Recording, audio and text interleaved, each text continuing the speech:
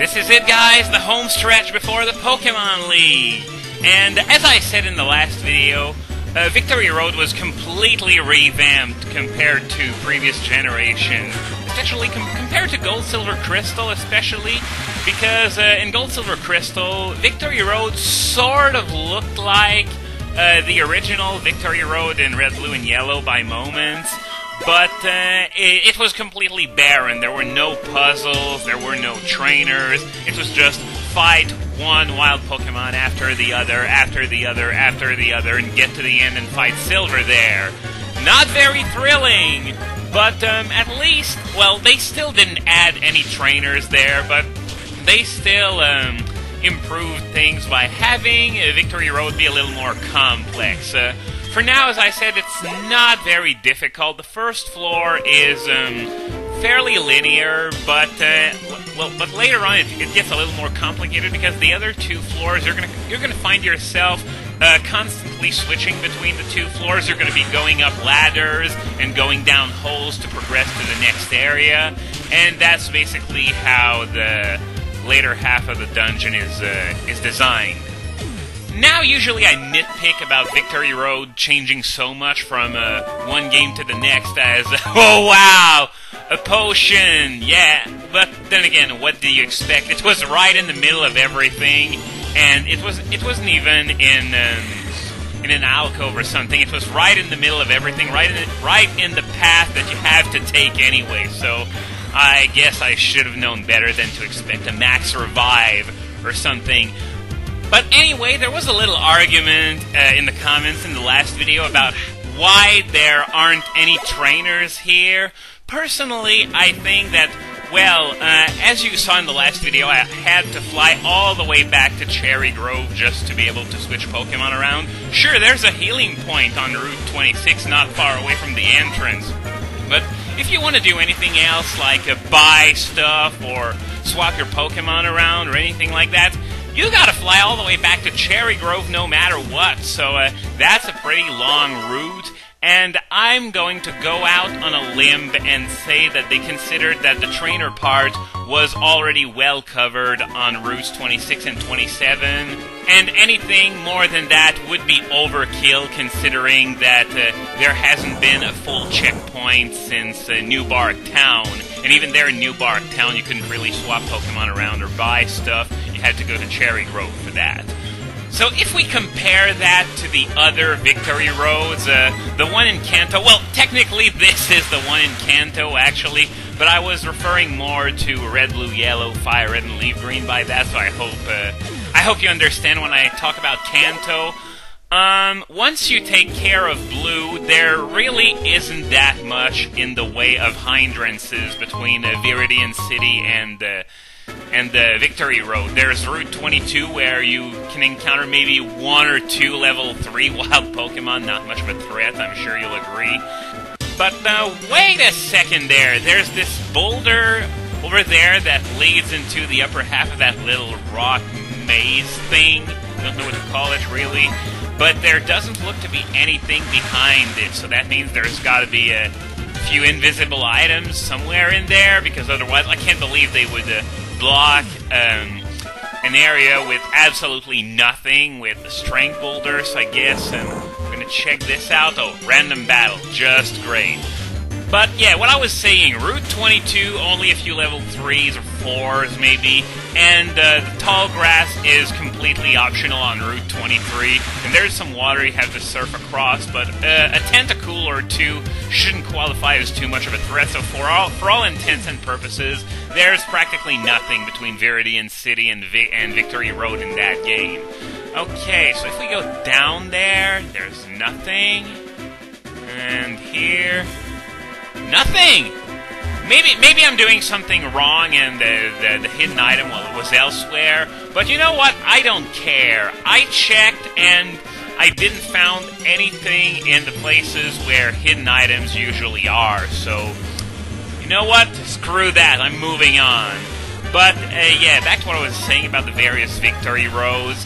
In Hoenn and Sinnoh, they had something very interesting, and that was the fact that they had Pokemon centers at the entrance of Victory Road, and you could fly to these at any time as well, so you didn't need to go through all those sea routes just in order to get to Victory Road. Well, you had to the first time, but you can heal, you can change Pokemon. You still have to go somewhere else to buy stuff, but it's not as much of a hindrance if you can just fly all over the place.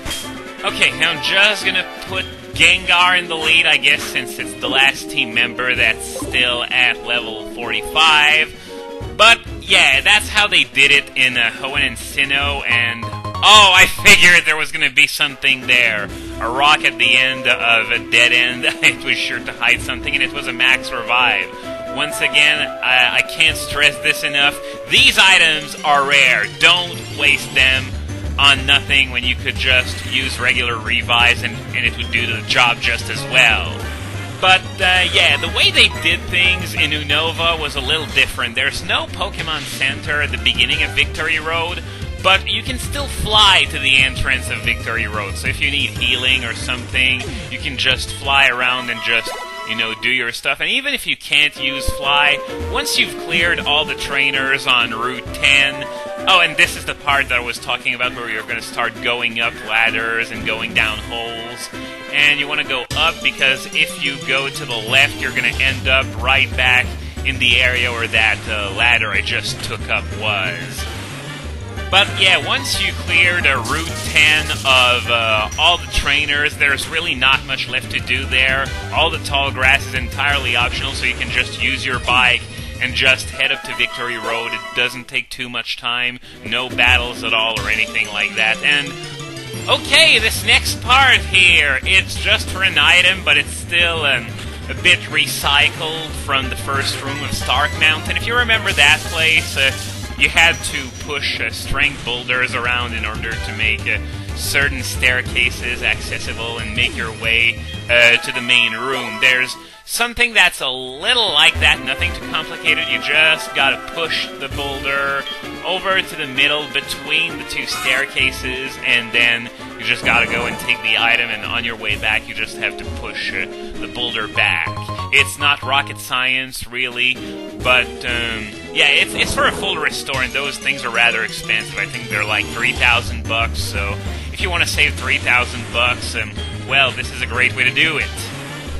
So, the point I was trying to get at before is that it's only Johto that's laid out the way it is, with not much in the way of checkpoints before Victory Road, and so this is my personal explanation for why they didn't include trainers there in the first place. There's a second explanation which I find just as valid, well, maybe a little bit less so, because it doesn't have anything to do with game design. It's just the fact that in Gold, Silver, Crystal, Victory Road was effectively part of Kanto, and Kanto was done very, very sloppily as a whole in that game. Oh yeah, this room, I remember it. The first time I played this, I really had no idea where to go, because if you notice, the hole looks like it's taking, you know, the entire place. You can't go around it. But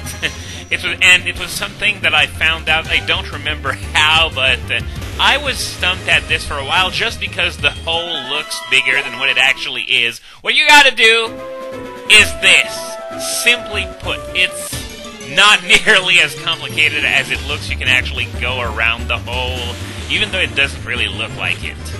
And by the way, it looks like I'm going to be hitting level 46 with Gengar now, so once this battle's done, I'm going to switch back to Lugia in the lead, because I still want to get a few more EVs in before the Elite Four, and I think we can all agree that time is quickly running out to do that, so just give me a second. Oh, and seeing that reminds me, I gave Lugia the Twisted Spoon off-screen because I forgot to do so last time I used it. But just to conclude what I was saying in that thrilling discussion, it's the fact that they actually fully revamped Victory Road in this game, so if they had the intention of actually adding trainers, they would have done so. After all, it's not like it's really difficult. I can imagine it just being, you know, fairly simple spreadsheet stuff. Just add a trainer, define the class, decide of a few Pokemon to use, mostly strong ones, because after all this is Victory Road, and there are usually lots of ace trainers in there.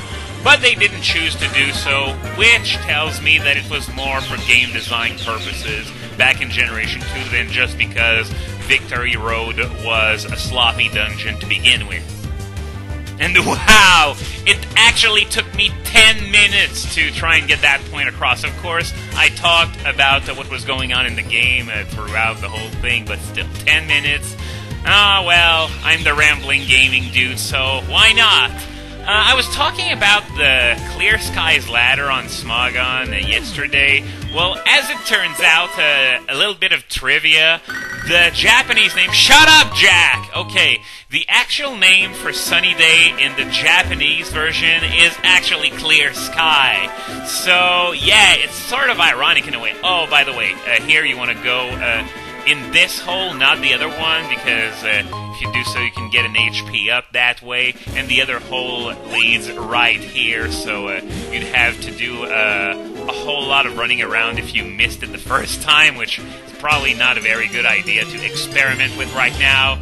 But yeah, it's sort of ironic that it's called Clear Skies. The ladder, you know, when one of the things that it's trying to prevent is sun. Well, of course, the move Sunny Day is called Clear Skies, and there's nothing wrong with it. It only gets wrong when you factor in drought. And speaking of Japanese translation, something I read on Bulba Garden yesterday is that the translation for fainting in Japanese, the status where a Pokemon is fainted, it's actually called near death in Japanese. So clearly, fainting is the product of mucho censorship, because the term near death is actually used in Japanese. Your Pokemon is nearing death. You really gotta have it stop fighting right now or it's gonna die.